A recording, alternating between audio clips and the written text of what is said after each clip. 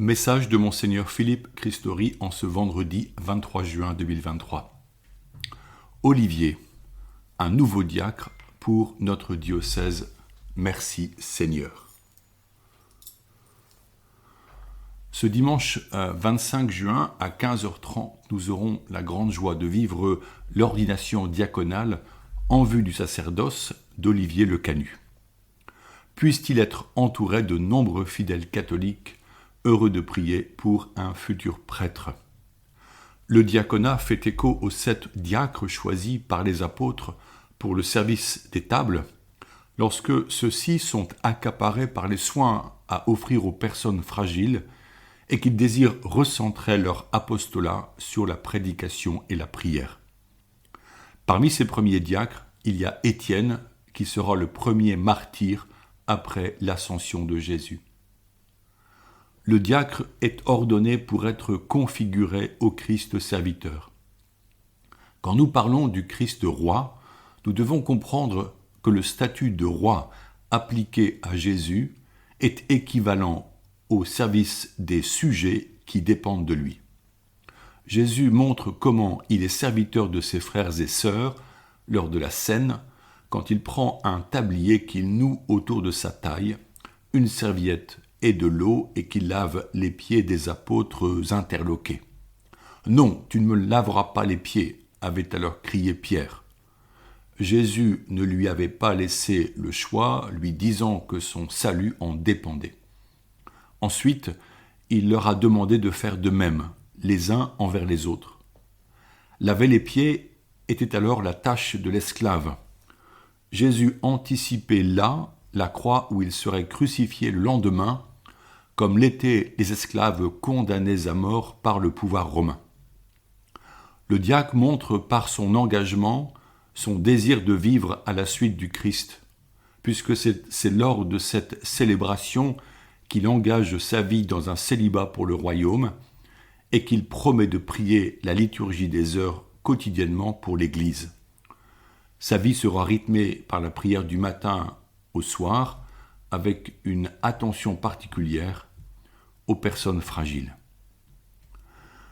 Dans le ministère que le diacre exerce, il lui est demandé d'animer la prière commune, notamment dans des groupes bibliques, des lieux de cheminement ou de soutien spirituel. Il proclame l'évangile à l'assemblée et peut donner l'homélie. À l'autel, il est le premier assistant du prêtre et de l'évêque lors de la célébration eucharistique. Il célèbre les baptêmes et les mariages. Il préside aux funérailles.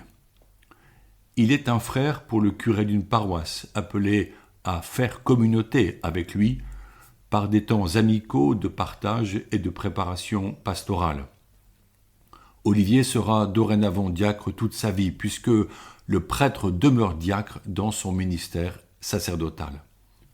Pour lui, nous invoquerons le Saint-Esprit de lui donner un cœur miséricordieux et tendre, à l'image du Christ bon pasteur, spécialement dans la rencontre des personnes vivant à la marge de la société, parfois dans des conditions bien difficiles.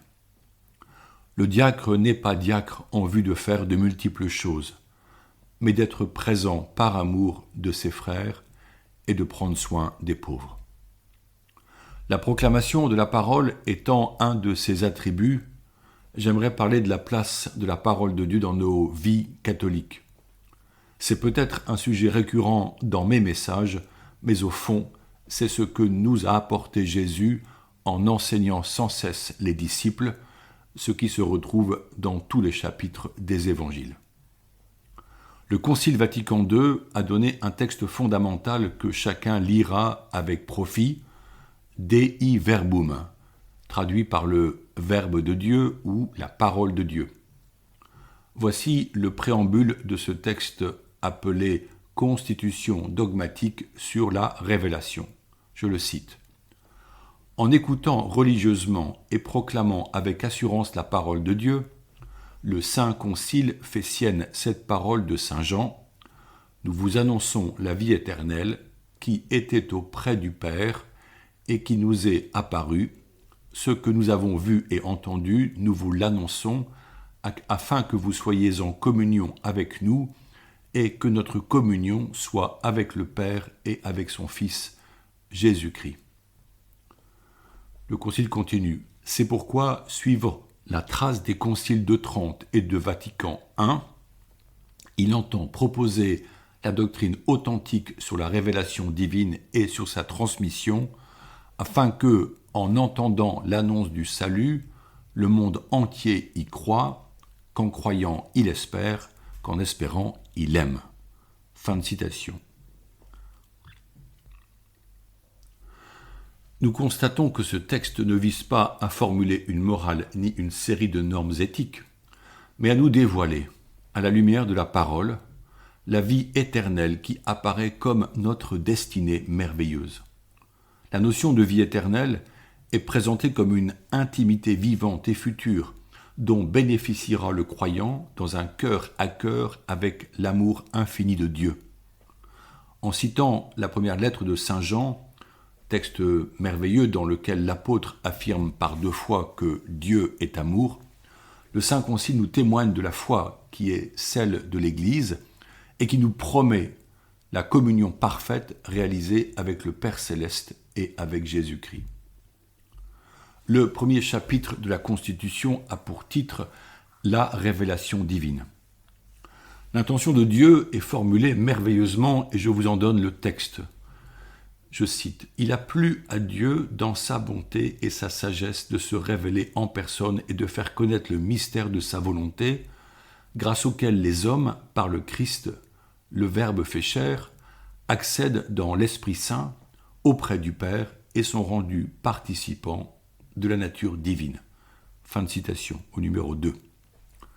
Tout est dit.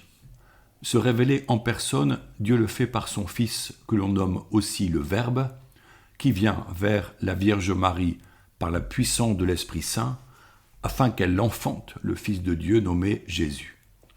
Il n'existe pas, dans notre langue pourtant si riche, de mots exprimant quel amour divin se dit par cette manifestation venue d'en haut. Le texte parle d'un surabondant amour, celui de Dieu qui ne peut être comparé à l'amour humain, aussi pur et saint soit-il. Dans la langue grecque, il existe le mot agapé pour désigner un amour oblatif qui s'offre parfaitement sans attente de retour, et c'est ce mot que les écrivains du Nouveau Testament utilisent pour parler de l'amour divin, de sa charité. Pour comprendre cet amour qui a tant aimé les hommes, le croyant doit méditer les évangiles sous la conduite du Saint-Esprit pour découvrir le visage divin qui se penche sur l'humanité, pour la relever et l'inviter à entrer dans la danse éternelle de l'amour partagé. La révélation chrétienne, don de Dieu, commençait lors du cheminement du peuple hébreu, lorsqu'Abraham se mit en route sous la conduite de Dieu, puis poursuivi par les patriarches et les prophètes, à son point culminant et définitif en Jésus-Christ. Dorénavant, nous n'attendons pas de nouvelles révélations. La révélation est close avec la mort du dernier apôtre. Le Christ a tout donné, tout dit. Pourtant, la pérégrination de l'Église, en tant que peuple de Dieu, aura toujours besoin de l'Esprit Saint pour être conduite à la vérité tout entière, dit Jésus. C'est ainsi que l'Église, par son magistère, comprenez les évêques et les saints qui enseignent, reçoit de manière nouvelle cette même révélation et s'exprime pour que les fidèles suivent l'appel de Dieu dans les cultures changeantes et diverses du monde. Le peuple de Dieu lui-même, comme corps du Christ, avance vers sa destinée à l'écoute de l'Esprit et de ses pasteurs, mais aussi est guidé par son flair spirituel que l'on appelle le sensus fidei. La révélation est le mystère de la communication d'un Dieu qui se donne à connaître et qui recherche l'homme afin de l'introduire dans la vie divine. Dans l'Écriture, il est dit que la foule écoutait Jésus avec plaisir. Trouvons notre joie dans la méditation des Écritures saintes. Prions maintenant ensemble en demandant au Saint-Esprit son fruit d'amour, de paix, de joie, de bonté, de douceur, de confiance, Demandons-le pour tous les confirmants qui s'avancent encore ces prochains dimanches vers l'autel pour être marqués de sa puissance par l'onction du Saint-Crème. Je reprends la prière du cardinal Verdier au Saint-Esprit. Ô Esprit Saint, amour du Père et du Fils, inspirez-moi toujours ce que je dois penser, ce que je dois dire, comment je dois le dire, ce que je dois écrire, comment je dois agir, ce que je dois faire pour procurer votre gloire, le bien des âmes et ma propre sanctification. Ô Jésus, toute ma confiance est en vous. Bonne journée.